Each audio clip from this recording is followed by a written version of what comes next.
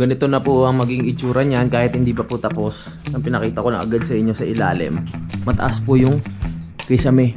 Hindi mo basta-basta maabot kahit tumalon ka. Share ko lang sa inyo mga kapanalig kung ano ba yung makikita nyo dito paggabi. Dito sa bintana, sa pinakatambayan dito sa taas. Yan, kitang-kita mo pag meron ng parating. Kasi ang lapit lang nito sa mismong right of way. Ito na po yung magiging kisame. Kasi dito na po ikakabit yan eh. Dito na patatamain yung... Ay, dito maglalagay ako ng ano. Pagpasok pa lang yung Louie TV. Yung na... Ang ganda ng halaman na to. Ito yung ano siya. Parang nagiging pula siya. Simulan ng magkulitan kasama si Louie TV. Hello mga kapanalig, welcome na naman sa panibagong vlog. So ito lang yung kanduktong ng vlog natin kaninang umaga. At ito na po. Gawa na nila yung pinaka patungan ng plywood. Yeah, so bali ito na po yung magiging butas para sa ano natin, spiral na hagdan, no. Ito yung magiging landing niyan, tapos papunta doon.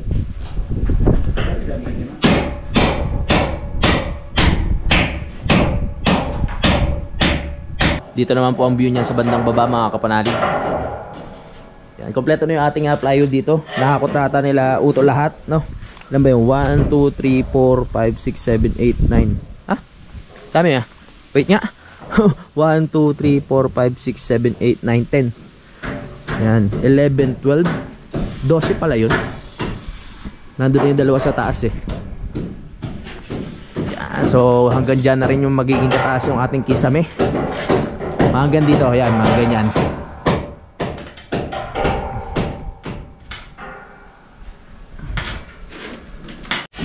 Yeah, sa tingin ko hindi pa matatapos ngayon to mga kapanalig, no?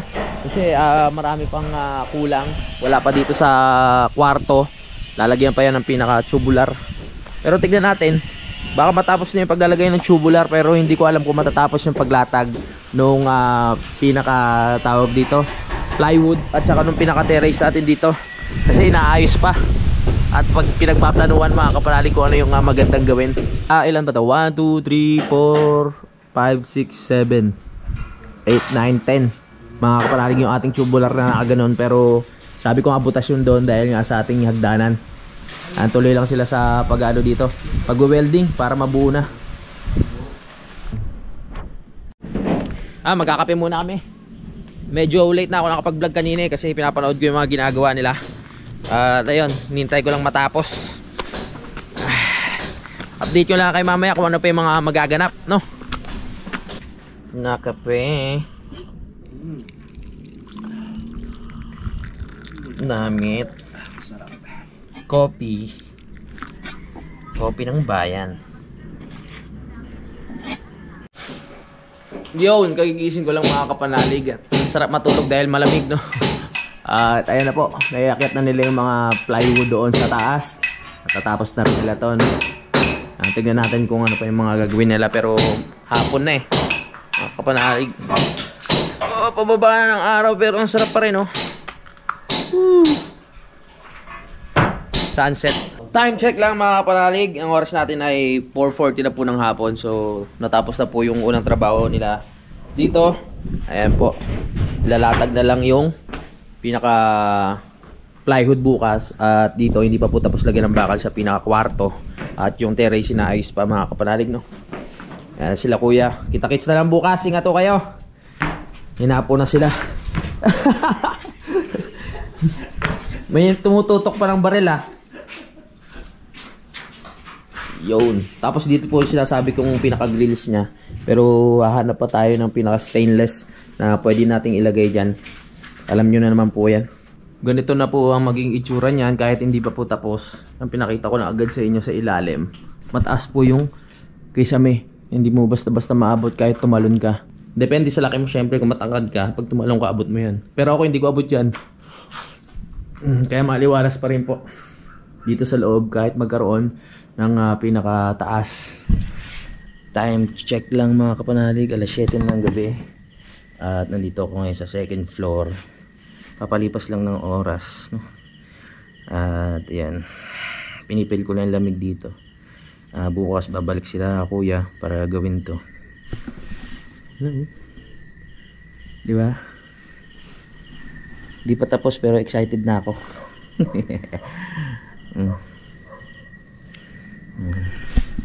So mga alas 8 siguro nandito na yun. At bukas siguro, hindi pa ako sure, baka matapos na rin tong second floor natin. Yan. Hindi na harangan ngayon tong tong ating terrace, kaya dito lang ako medyo sa bandang gitna para hindi naman delikado. Baka mamaya kasi pagising ko nasa heaven na ako, nalaglag na ako dyan. Pero may mga bakal naman, tsaka hindi naman ako malikot matulog, kaya okay lang. Hindi ko alam kung kakayanin ko matulog dito kasi open pa eh. Baka mamaya sobrang lamig, kaya nagdala rin ako ng kumot. Palipas oras lang kasi ang aga pa mga kapanalig, wala rin naman gagawin. Halos kakatapos ko lang din mag-edit, kaya dito na lang muna ako. Share ko lang sa inyo mga kapanalig kung ano ba yung makikita nyo dito pag gabi. Kaso nga lang medyo madilim ang malamang gabi kaya madilim. I mean yung minsan yung langit maliwanag siya kahit gabi, di ba? Ayan po, ganito po sa taas. Puro halaman yung ganyan. Nakikita nyo naman po sa umaga yan. Puro kuliglig. Kaya excited na ako para dito sa terrace. Para paggabi, pwedeng naka-open yung dito salamin, yung bintana. O I mean yung pinto na pala, palabas. Tapos pwede ka tumambay-tambay dyan. Sana bukas matapos na po para makapunta naman tayo sa next level, ang pagpapalitada sa buong bahay. Yan, ayusin pa ho yan. Rami-rami pa. Pero magaling naman gumawa sila kuya, kaya basic na lang talaga yan sa kanila. Parang ngayon napipil ko komportable na ako matulog dito kahit hindi pa kompleto. Kahit sabihin mo yung open pa yung wala pang bintana. Tapos ayan, wala pang mga grills. Okay ako, okay yung pakiramdam ko. Hindi ako kinakabahan, ayos lang, sakto lang. Naisip ko na naman mga kapanalig, pag naihi ako, malamang tatamarin na ako bumaba. Kasi yung CR nasa baba, diba? Siyempre sa terrace na naman ako iihi niyan. O kaya dito sa bintana, madaming pagpipilian. Ang lawak-lawak pa nababagsakan, diba? Libreng-libre. Walang katao-tao. Diba? Walang katao-tao. Hello? May tikbarang ba dyan? Wala naman.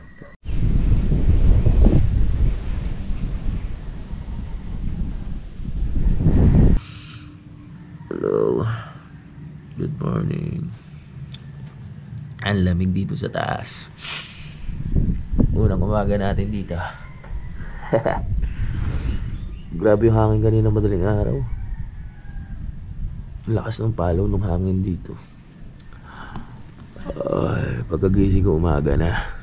Napansin ko lang, abot ko na yung kisame dito mga kapanalig, saka yung mga bakal na nawalan pa ng mga pintura, mga hindi nasakop ng red kasi ang hirap pinturahan ng mga nakaraan. Pwede na natin siya habulin bago magkisame. Pwede natin pahidan. Ayan, ang dami pa eh. Ito, abot ko din to. Ito lang problema kasi wala tayong tuntungan dun. Yun ang may iwan. Okay lang yan. Basta malagyan yung iba. Malagyan. Ito, kailangan mapalitidahan to. Mga kapanalig, no? Yung mga nakalitaw na hollow blocks na yan kasi kitang-kita yan. Hindi naman kasi masasakop ng kisame natin yan. Pati ito, kailangan mapalitadahan. Tapos, unti-unti na pong naayos ang bahay dito sa Kampanalig. Good morning po sa inyo lahat. Kape-kape na, kape-kape. Babalik na muna ako sa ubo. Nagdala lang ako ng bag tsaka isang kumot. So yung bag, ginawa kong unan. Hirap nang walang kumot dito. Hindi ka makakatulog ng maayos sa lamig. Walang tulog. Pagsamantalang hagdanan natin.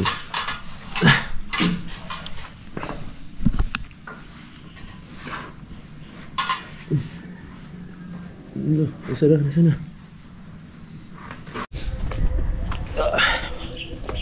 Para ako naglayas ha. Yan, itong mamayang pinaka steel deck ba tawag dyan. Ikakabit na yan mamaya. Makikita na natin yung pagkasa ng ating terrace doon sa gilid. Matatanaw natin yan dito. Yan may nakakasa na ng bakal kung napapansin nyo. Ayan yan, yung dalawa na yan. Excited na ako. Siguro mga 8 nandito na sila kuya. Ay, feeling ko talaga matatapos na ngayon yan. Siyempre pakyawan, mabilis kumilos sila kuya.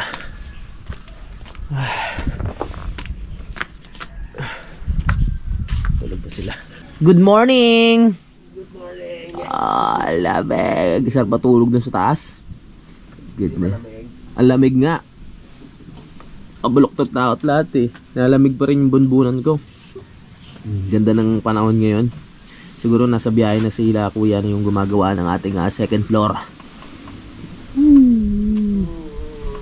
Grabe. Habang wala pa yung mga gumagawa, kamustahin muna natin yung mga bagong tanim natin dito na murado. Mukhang hindi naman sila nadadaanan ng mga aso ngayon. Mga makukulit na aso natin dito. At ito mukhang okay pa naman. Dahil nga nilagyan ko ng mga kawayan niya noon para hindi na sila madaanan yung mga part na yan. Lumaki kayo ng maayos para maganda ang bakod natin. May kakwati pa rin naliligaw dito eh. Tanggalin ko na rin yan kaso ang hirap bunutin yan lalo na pag buhay dahil sa ugat nila. Ganda ng tubo. Good morning! Wala ka ng ubo, Koncho? Ha? Wala ng ubo? Oh, meron pa rin. Naku po, may ubo pa rin. Naku po. Kakatanong lang, biglang inubo na naman. Ano nangyayari kaya dito? Hindi naman siya, malusog naman siya tignan kaso parang lagi siyang inuubo. Ngayon ko lang narinig na yung aso inuubo pala.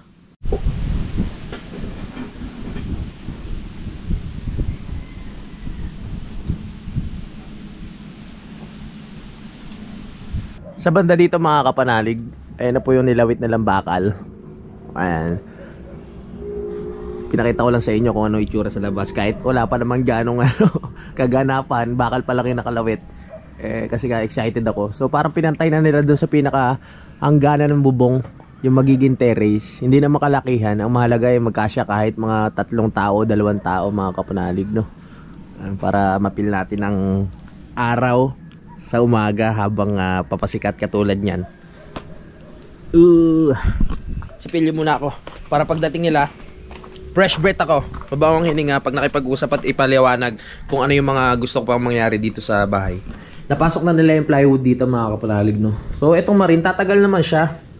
So pero syempre alam naman natin na halos lahat na naman ng bagay merong hangganan. Kaya sabi ko kung ito masira man, papalitan na lang sa pagdating ng panahon. Pero napakatagal pa nun mga kapanalig bago mo masira ito.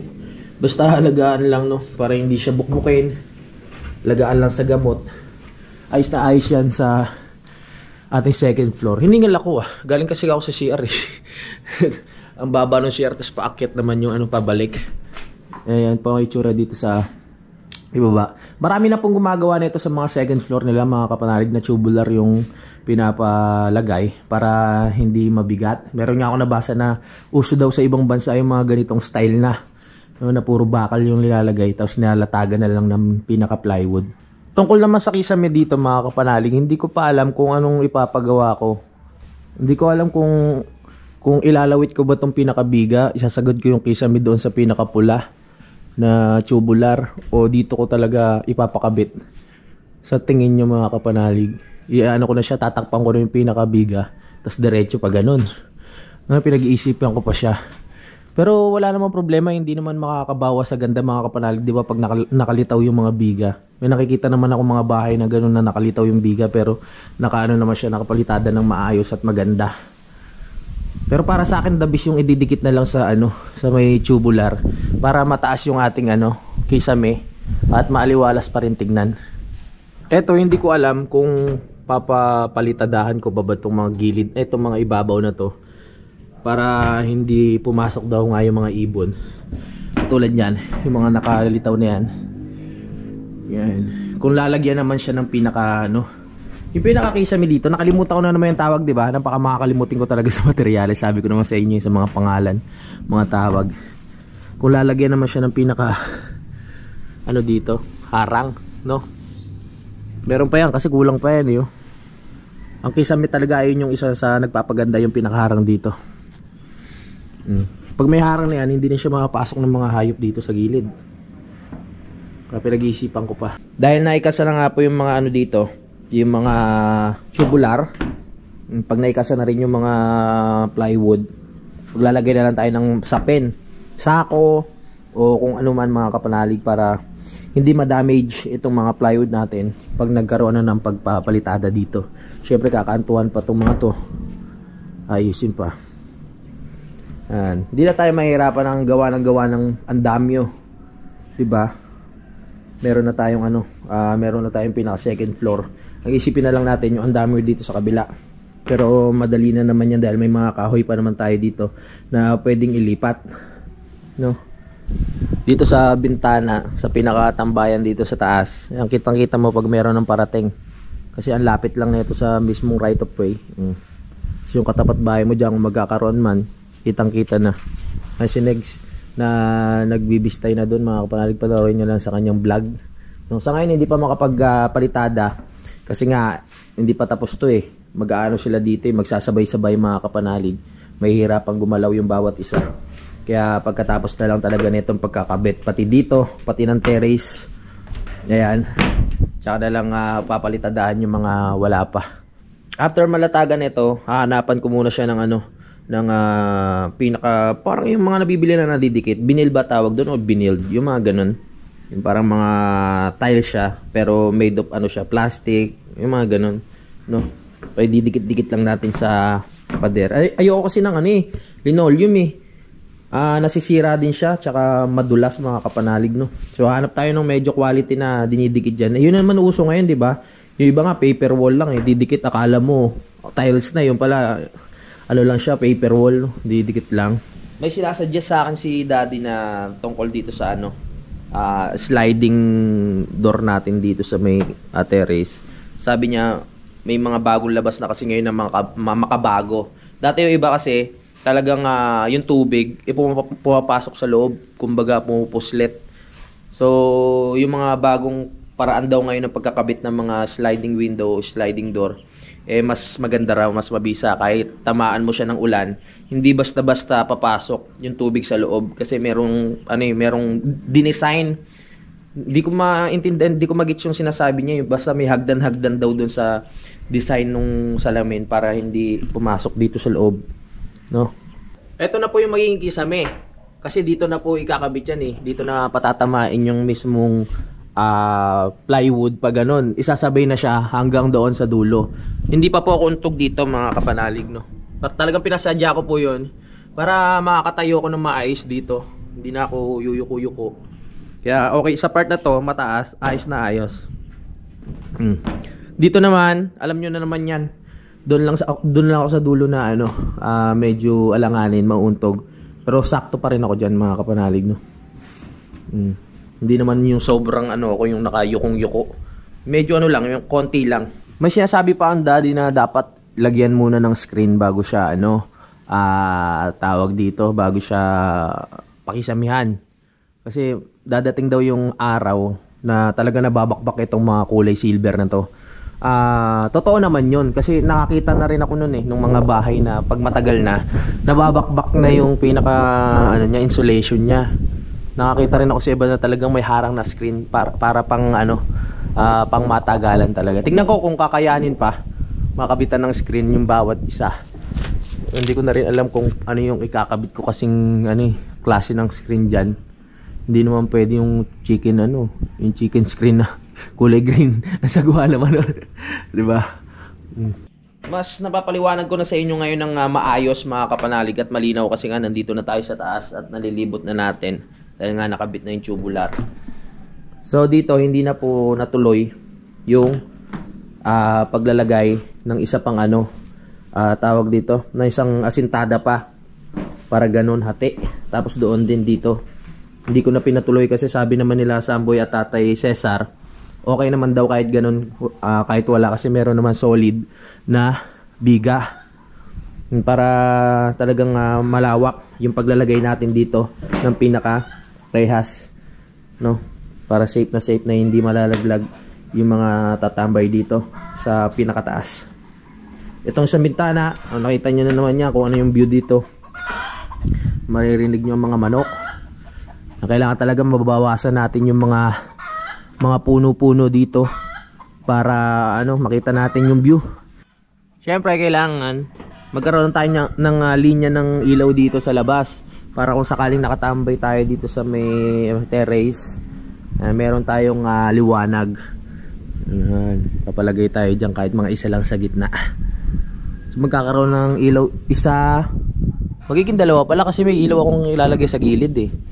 Isa, dalawa, tatlo, tapos yung dalawa doon sa harap ng bahay. Ayos na. Kasi kung sa personal malulula ka talaga mga kapanalig dahil talagang ang lalim nito. Yeah, sa susunod magpapalipad ako ng drone pag ayos na yung pinaka-terrace dito para makita nyo kung anong itsura ng ikakabit mamaya. Excited na ako dyan. Bubuhusan pa yan ng semento mga kapanalig yung pinaka-terrace natin. Tapos papakapitan ng maraming bakal katulad yan, yung mga bakal na yan na nakakonekta dyan sa ating biga. Kukonekta yan doon sa pinaka metal something na yon. Tapos lalagyan ng mga iba pang bakal. Yan, tapos parang may tukod pa raw to eh para matibay. Tsaka bubuhusan. Tapos pwede na tayong mag-ayos-ayos, palitada ng kaunti. Palitada ng kaunti. Tapos pauna na natin ng bintana. Ito kasi yung dapat talaga mauna sa part ng bahay. Kasi ang hangin ngayon, pag ganito, yan, dito po kapasok. So pag umulan, ang laki ng parte ng na to, bukas. Kaya baka mabasa yung mga plywood. Kawawa naman, sayang, mabubulok. Kaya papasukatan na natin to sa mga susunod na panahon para mauna na. Kahit ito, wag muna, maliit pa naman to, kayang harangan pa to ng mga ng mga tolda-tolda o kaya mga kawayan-kawayan. Pero ito, malaking trabaho to pag yun ang ginawa mo. Harangan mo pa ng kawayan o tolda yan. Sa lakas ng hangin dito, pag pumalo dyan, malamang wasak yung tolda na ilalagay mo pag hindi maayos-ayos eh. Sa ngayon, hindi ko pa alam kung itutuloy ko yung lambat dito mga kapanalig. Alam ko sa inyo, may idea na kayo kung ano yung tinutukoy kong lambat na yon. Pag itutuloy ko kasi yon, malamang yung pinaka grills dito hanggang dito lang para merong daan papunta dito sa lambat para kung sakaling gusto nyo mag-relax, may mga unan-unan nga dyan, tapos pwede kayong higa-higa. Kita kayo dito sa kita nyo yung baba, kita rin nila kayo sa baba, ganon. Parang alanganin din pala kasi maglalagay tayo ng chandelier. Sabagay hindi naman naabutin kahit may nakasabit dito na chandelier. Ang taray, no? Kaso yung mga painting nga lang, hindi ma-appreciate gano'n ng mga nasa baba pag may mga lambat dito, no? Dito maglalagay ako ng pagpasok pa lang yung Louis TV, yung siya, yung na-assemble siya, yung sikat talaga na dati sa yung may mga pictures sa assemble mo, Louis TV dito sa pinaka taas para hindi masayang. Tapos dito na lang sa gilid yung mga paintings. May naisip na agad ako eh. Marami pang kulang. Pero siguro kung isipin ko, nasa kaligitnaan na tayo eh. Nakapagsalang na tayo ng linyahan para sa kuryente. Tapos meron pa tayong magkakaroon ng second floor, excuse me. So ang problemahin na lang palitada at saka mga salamin, tsaka pinto. So tingin ko nasa kaligitnaan na tayo mga kapanalig ng paggawa ng bahay. Ito na yung pinaka malaking bahay na sa ngayon napagawa ko sa buhay ko mga kapanalig, no? Dahil sa katas nga ng YouTube. Syempre yung bahay nga doon sa Bukana. Pero yung bahay kasi sa Bukana mga kapanalig siguro mga 4 noon o hindi lang. Mga 5 ka siguro na ano kasama taas. Siguro mga pagsama-samain mo yung 5 nun, nung bahay ko sa Bukana. Ganong kalaki to. Mga 5. Yeah, 1, 2, 3, 4, 5. Mga 7 bahay pa nga na yun, mga kapanalig eh. Kasi meron tayong taas eh. Ngayon. Maliit lang po talaga bahay ko sa Bukana. Talagang sinabi ko naman sa inyo na ano. Yung iba nga nagugulat na ganun lang pala kaliit yun. Pag pupunta sila. Kasi pagkuha sa GoPro mga kapanalig, akala nyo, ang laki ng isang lugar. No? Ang laki ng isang nakukunan ng camera. Kasi naka-wide po itong camera namin. Kaya talagang talagang feeling nyo sobrang laki. Ito naman bahay, naka-wide din po itong camera ko. Pero ito, malaki siya. Malaki siya mga kapanalig. Pero hindi naman yung sobrang laking mansion na sinasabi ng iba. Sakto lang kasi isa nga lang yung kwarto natin sa baba eh. 'Di ba? Yung pagsilip mo dito, ito hindi pa tapos eh. May nakikita niyo yung mga nakalawit na bakal na yan. Diyan natin ilalagay yung pinaka CR. Yan, duduktungan pa yan, 'di ba? Yan hanggang dito. CR sa dulo. Oh, ito na yung magiging pintuan ng CR, tapos ito na yung labahan para hindi na tayo palabas-labas. Diba? Tapos ito na yung pinaka-terrace. So magkakaroon pa tayo ng isang bubong pa ganun. Pero problema ko pa yung terrace doon sa labas. Hindi ko pa alam kung anong gagawin ko eh. Padali, bababa lang ako. Ito yung terrace dito, ang pinoproblema ko pa kung anong magiging design. Sabi kasi ni Daddy, yung ibang bahay pag nagpapakabit ng bubong, sinasabay na yung sa terrace para talagang iisa lang yung style niya o design niya. Kaso nga lang, wala pa tayong ganong terrace. Kaya iniisip ko kung ano magiging kakalabasan. Hindi naman pwedeng walang terrace kasi pag umuulan, baka bahain tayo sa loob. Iniisip ko pa, kahit mga hanggang dito na terrace lang. Yan dito. Yan. Tapos may upuan lang dito pa ganun. Tapos dito merong baitang palabas. Yan. Hindi ko, sabi nila islabang ko na lang daw eh. Yung pinaka terrace dito, pa-islab na lang mga kapanalig, no? Kumbaga semento na lang siya. Pero parang ayoko naman nun. Nag-isipan ko pa at magtatanong pa tayo sa mga eksperto kung ano maganda dyan. Dito tayo sa harap. May nakita kasi akong terrace. Yung pinakabubong ng kanyang terrace, sinabay niya rin sa bubong ng bahay. Ay oo, tama. Yung sa bubong, kunyari ito, yung bubong nakaganyan. Yung bubong din dito sa sa terrace, nakaganon din.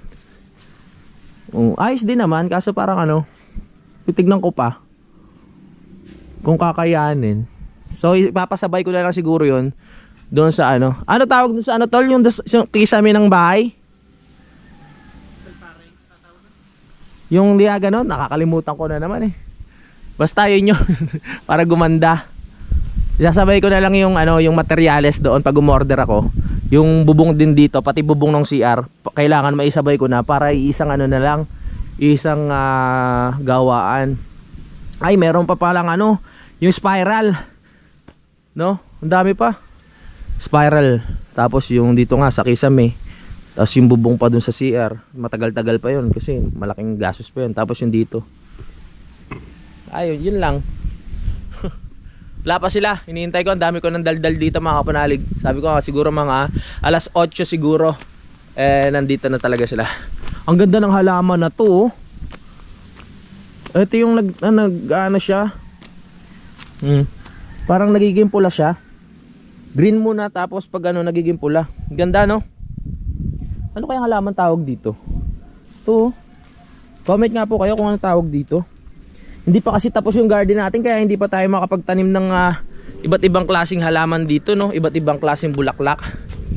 Tsaka na pag pag hindi na ganong busy. Papalibutan natin 'to ng mga makukulay na bulaklak para masarap sa paningin, masarap pamasyal. Yan si Inags nga nag-aano na doon ng buhangin at si Utol nagluluto na dito mga kapanalig sa sa kusina. Hindi siya makita, di ba? Tuloy ang terrace. Tuloy, ano yan? Ano ba to? Sayote. Sayote? Masarap. Advance happy birthday pala kay Ate Marinel. Ay, oo. Oo, Uwi uuwi na si ako Utol bukas. bukas. Yes, alam Doon ka na. pala. Alright. So, ayan. Hintay lang natin pa rin. Pag kumakahul yung aso ko, feeling ko nandyan na sila eh. Nabubuhayan talaga ako pag nandyan na yung mga gumagawa eh. Kasi bawat araw na, talagang dumadating, gusto ko merong panibagong natatapos doon sa bahay. Para paunti-unti nakakaraos, nagagawa natin yung mga dapat gawin. Parang naninilip ako dito. Yung oras na ba? Time check lang tayo. Ang oras natin ay yan 7:48. Maaga-aga pa naman. Siguro malapit na sila. Siguro nandiyan na sila sa bandang boundary. Ang lakas ng pakiramdam ko eh. Malayo pa kasi ito ang gagalingan yan. Oo, sa GMA 7 tuloy. GMA Cavite pa galing si Kuya Jun eh. Kuya Joel sa Alfonso lang naman yun. Yung dalawang June sa GMA Cavite pa galing. Eh syempre mga kapanalig, mag-outro muna ako no at matutunghayan nyo po mamaya yung pagkakabit nga po ng tubular pag nandyan na sila kuya at ayun, excited na rin ako doon. Lagi ko pa ulit-ulit na sinasabi dahil nga isa yon sa pinaka part ng bahay na talagang presko at masarap matulog. At napatunayan ko yan kagabi. Sobrang presko kasi wala pang ang bintana. Talagang salong-salo natin lahat ng hangin. Hindi ko rin alam ba't sobrang komportable agad ako doon sa taas kahit hindi pa naman kumpleto na wala pang bintana at kumbaga open pa lahat. Pero pag nasa ibang part ako, kunyari dito sa kubo, may kaba-kaba pa ako kahit nandito ako kasi nasa part na baba tayo. Pero pag nasa taas ka ng bahay, parang feeling mo safe ka na no. Kahit magduyan ako diyan sa labas tapos hating gabi, may kaba ako na nararamdaman eh. Pero pag doon ako nag-i-stay sa taas, parang napaka-komportable ko. So, parang sinasabi sa akin na bagay talaga ako doon. Yun talaga yung para sa akin na kwarto, mga kapanalig mo. Sa ngayon na hindi pa kompleto, komportable na ako. Paano pa kaya kung makompleto na? Sobrang komportable na. Baka hindi na ako bumaba, doon na ako palagi, hindi na ako mag-vlog. Natawa si Utol. Kumbaga, ayun yung pinaka magiging comfort zone mo, yung pinaka kwarto mo. Siyempre, magkakaroon na tayo ng kanya-kanyang privacy. Magkakaroon na ako ng sariling kwarto. Sila Utol, magkakaroon ng kwarto rin dun sa baba. Depende sa kanila kung gusto nila matulog dun. Eh, sabi nga ni Utol, mas gusto niya dito sa kubo. Kasi mas presko at mas malaya. Magalit ka Mario pag mga natutulog dito. Oo. Pag walang tao, mabubulok ang isang lugar. Kaya dapat merong sumisilip-silip. Siyempre dito pa rin naman tayo tuwing umaga, malamang dito pa rin tayo tatambay, hindi lang sa bahay. Siyempre ito yung kauna-unahan talaga na na naging sandigan natin. Tama ba 'yon? Sandalan sa mga panahon ng kalamigan. Itong sangga natin sa lamig no at init. Itong kubo ni Kamario, kaya maraming salamat talaga kay Kamario. Ayan, magpapasalamat ulit ako dahil ito ay isang taon na to no. Sa December, no? Sa December ay mag-iisang taon na po itong kubo. At bagong-bago pa rin, alagang-alaga pa rin po namin. At nakita nyo naman po na lang namin halos nito. Tawag dito. Kaka-varnish at saka kakalason lang po para talagang maalis ang mga bukbok, no? Para hindi masira. Ganyan din ang gagawin ko doon sa may sahig sa second floor, no? Doon sa may plywood para talagang siya maging matibay at tumagal. Yun lang naman parte ng bahay ang kailangan nating alagaan, yung pinaka plywood sa taas. Kasi pati pala yung mga yung mga hamba sa mga pintuan, yun ang kailangan alagaan para hindi hindi siya anayin. Kasi hindi pa nga po napapalitadahan, may tinuro agad sa akin si Daddy na may umaakit ng anay, may namumuo na siya, yung parang kulay brown. 'Di ba? Parang may mga daan na sila. Kaya pinapabili ako ni Daddy na kahit yung lang pamatay ng mga langaw, pamatay ng insekto. Meron dyan. Okay. Oo, meron diyan. Aanuhin natin, papatayin na natin sila para hindi sila makapaghasik ng lagim at para mapigilan yung kanyang puwersa, mga kapanalig. I-sprayan na natin. At ano pa ba? Ayan, gusto ko rin din magpasalamat sa lahat ng mga supporters natin dito sa Pilipinas, mga tropa natin kahit nasaan sulok man kayo ng Pilipinas. Maraming salamat po talaga sa suporta nyo. Kahit saang probinsya pa po kayo, kahit saang barangay, kahit saang city, di ba? Maraming salamat kahit gaano kalayo, no, sa lahat ng nagtsatsaga at nanonood sa Team Kapanalig. Maraming salamat po sa suporta nyo. At syempre sa mga OFW na sumusuporta sa atin, yung mga silent viewers natin dyan na palaging nakatutok, yung mga galing sa trabaho na tuwing uuwi tayo yung ginagawang libangan para habang sila ay nagpapaantok. Maraming salamat po talaga sa inyong suporta.